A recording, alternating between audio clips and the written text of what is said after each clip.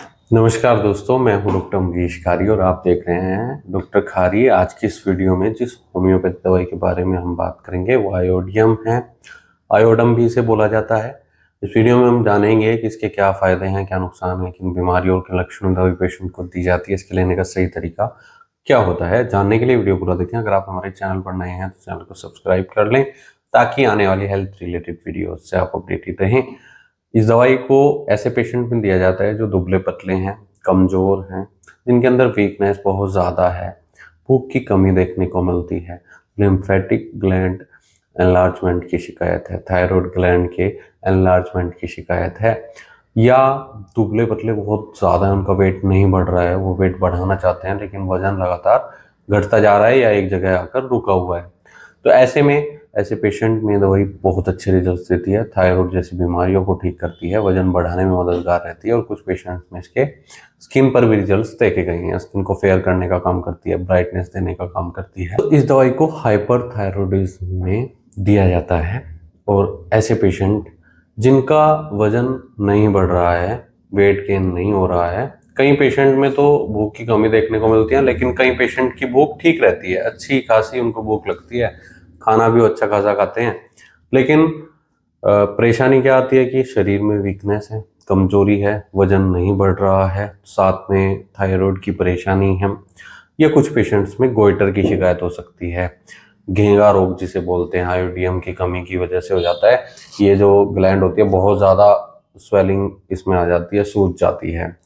तो ऐसे में ये घेंगा को ठीक करती है, थायराइड से संबंधित परेशानियों में दी जाती है। गोइटर के अगर सिम्टम्स की बात करें, थायराइड में सूजन आ जाएगी या थायराइड सिस्ट हो जाएगी, या शरीर से ना गर्मी जैसी महसूस होगी, गर्माहट शरीर में महसूस होगा। और जो दुबले पतले पेशेंट होते हैं जिनको भूख की कमी भी ना हो और वजन न बढ़ रहा हो, थायराइड की शिकायत कई बार होती है, कई बार नहीं होती है, ऐसे पेशेंट में कुछ और भी सिम्टम्स आते हैं। एंजाइटी के सिम्टम्स आएंगे, चिंता उनको हमेशा रहेगी, रेस्टलेसनेस की शिकायत होगी, बेचैनी उनके अंदर बहुत ज़्यादा होगी, दुबले पतले होंगे और हीटनेस की शिकायत होगी, एक्सेस हीट लगती है कि बॉडी में बहुत ज़्यादा गर्मी है। तो ऐसे पेशेंट में इस दवाई को दिया जाता है। अगर ऐसे पेशेंट की एंजाइटी के बारे में चर्चा करें तो एंजाइटी परसेंट की रहती है और साथ में रेस्टलेसनेस रहती है, बेचैनी रहती है, चिंता रहती है। पेशेंट का मन करता है कि वो कहीं भाग जाए, वो खुद को नुकसान पहुंचाना चाहता है या किसी दूसरे को नुकसान पहुंचाना चाहता है। खाना खाने के बाद आराम मिलता है, खुली हवा में घूमने से एंजाइटी में, रेस्टलेसनेस में पेशेंट को रिलीफ मिलता है, बेचैनी चिंता कम होती है। तो ऐसे में ये दवाई बहुत इफेक्टिव रिजल्ट्स देती है। अगर आपको ऐसी कोई शिकायतें हैं तो आप इस दवाई को डॉक्टर की निगरानी में ले सकते हैं। इसे कुछ पुरुषों से संबंधित परेशानियों में भी दिया जाता है। अंडाशय में कुछ शिकायतें हो जाती हैं जैसे हाइड्रोसिल, इससे अंडाशय में स्वेलिंग आ जाती है, कई बार हार्डनेस आ जाती है, या कुछ पुरुषों में प्रोस्टेट से संबंधित परेशानी आ जाती है, पानी का भर जाना, हार्डनेस आना, कई बार दर्द होना, कई बार दर्द का न होना। ऐसी स्वेलिंग में ये दवाई पुरुषों में दी जाती है। प्रोस्टेट के एनलार्जमेंट में भी इफेक्टिव रहती है, उसकी स्वेलिंग को भी कम करती है, दर्द में राहत देती है, बार बार जो पेशाब आने की शिकायतें होती हैं उसमें राहत देगी, और कई बार खुलकर पेशाब नहीं आता है तो ऐसे पेशेंट में प्रोस्टेट की दवाई दी जाती है। फीमेल पेशेंट में इसे ओवरी के सिस्ट में दिया जाता है। ओवरी में अगर सिस्ट हो जाती है या वेजिनल डिस्चार्ज बहुत ज़्यादा होता है, रेगुलर मेंसेस होते हैं, ऐसे पेशेंट में इस दवाई के काफ़ी अच्छे रिजल्ट्स मिलते हैं। ये गैस्ट्रिक ट्रबल्स में भी दी जाने वाली दवाई है।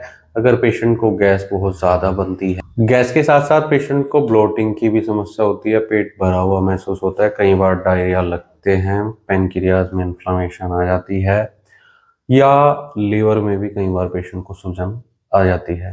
तो ऐसे केस में इस दवाई को हम देते हैं। पेट से संबंधित रोगों में इफेक्टिव रहती है, डाइजेशन को इम्प्रूव करती है, गैस वगैरह की शिकायतें कम हो जाती है फिर ये दवाई लेने से। तो दोस्तों इन सब परेशानियों में दवाई डॉक्टर की निगरानी में लेनी चाहिए। अगर आपको ऐसी कोई शिकायत है तो एक बार अपने होम्योपैथी डॉक्टर से सलाह जरूर ले लें। बिना डॉक्टर की सलाह के आप कोई भी होम्योपैथी दवाई न लें। इसके लिए आप हमसे भी संपर्क कर सकते हैं, दिए गए व्हाट्सएप नंबर पर संपर्क कर इलाज या सलाह ले सकते हैं। वीडियो देखने के लिए धन्यवाद। चैनल को सब्सक्राइब करें और कमेंट सेक्शन में ज़रूर बताएं कि हमारी वीडियोज़ आपको कैसी लगती हैं। Thank you.